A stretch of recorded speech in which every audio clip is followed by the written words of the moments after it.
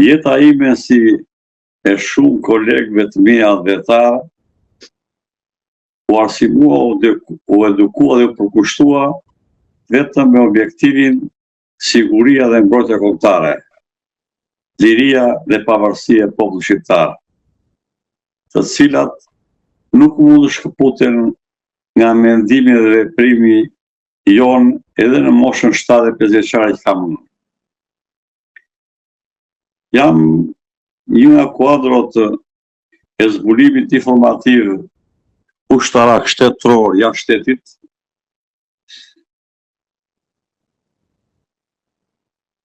e cila zhvilloi një periudhë tepër të vështirë të luftës ftohtë 79-88, kur njerëzit që kanë qenë aktorë dhe janë të zhveshur nga çdo lloj influencë partijake dhe ideologjike, janë realistë të thonë të vërtetat e saj kohe. Lufta e ftohtë ishte një luftë shumë e ashpër psikologjike, rivalizuese midis dy bllokeve të mëdha, ku Shqipëria ishte jashtë dy këtyre bllokeve, po kërcënuara nga të dy bllokët për arsyen geostrategjike që ka në rajon dhe në mesdhe. Por ju jeni shprehur që atëherë Shqipëria humbi politikisht, fitoi ushtarakisht, ndërsa sot duket sikur I kemi humbur të dyja. I dashur gazetar, jam shumë I matur dhe kujdesshëm. Natyrisht lexoj shumë. Lexoj dosha më shumë se sa dorë mos I kam në ora 14 dhullore kompjuter. Dhe shikoj gjithë zhvillimet botërore dhe nga fakti që gjithë jeta ime ka qenë siguria e mbrojtjes kombëtare në raport me rajonin dhe botën. Dhe në ato kohë na përgatisi shumë të aftë profesionalisht dhe gjuhësisht me 3 gjuhë të huaja, anglisht, turqisht, italisht. Sa na kërkoi që gjuhët e huaja të dinin aq mirë, sa të mos na dallonin shqip huaj në vend të shkonin. Kjo më jep mundësi që të ndjek me shumë vëmendje dhe të evitoj gjithë zhvillimet në Shqipëri, në rajon, në Europë dhe në ato shtete që kanë interes edhe jashtë Europës Shqipërinë. Dua të them me keqardhje, me dhimbje shpirtërore, periudha e viteve të fundit të Shqipërisë është një nga periudhat më të rënda, më shkatërruese, më shkatërruese Shqipërisë. Ato që nuk bëri Italia fashiste dhe Gjermania naziste 1943 me pushtimin e Shqipërisë me tanke, me trupa dhe me avion, që populli shqiptar nuk u largua nga Shqipëri, e filloi me ardhin pushtet Partia Demokratike dhe I vuri vurën Berisha, Rama, ku 2.2 milion shqiptar, nga të cilët 95% e tyre janë moshën nën 50 vjeç, braktisën adheun e tyre të dashur dhe nënat dhe baballarët sot kërkojnë fëmijët e tyre që kanë larg adheut. Kur?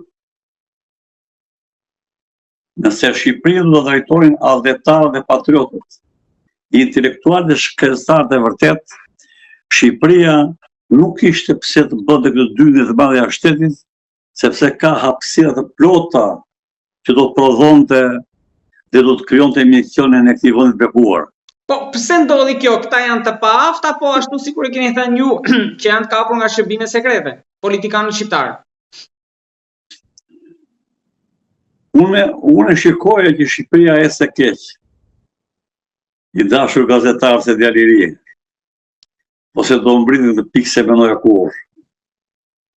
Nuk e mendonit asnjëherë që do vinte deri këtu? Në mënyrë kategorike. Edhe në 98-ën, kur ju jeni shprehur që pavarësisht atyre që sot në u themi aleat, atëherë vetëm Turqia ishte ajo që qëndroi kranesh, pra dhe në atë moment decisiv, sot jemi më keq. Më 97-ën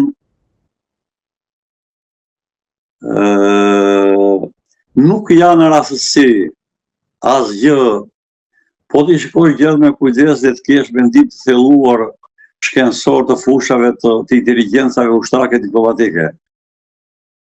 Ndryshimi i sistemit në Shqipëri nuk erdhi ndryshim demokratik me alternativa dhe me kuptim, por me dhunë dhe shkatrime. Dhuna dhe shkatrimi nuk janë pjesë e demokracie, janë të i kaosit dhe i rëmujë dhe shkatrimi, që aty filloi.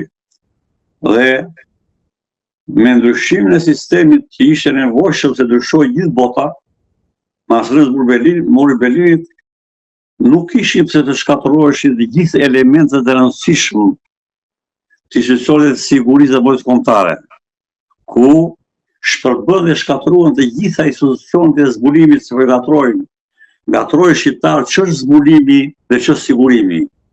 Zbulimi ka vëlltarinë e saj jashtë kufive të Shqipërisë.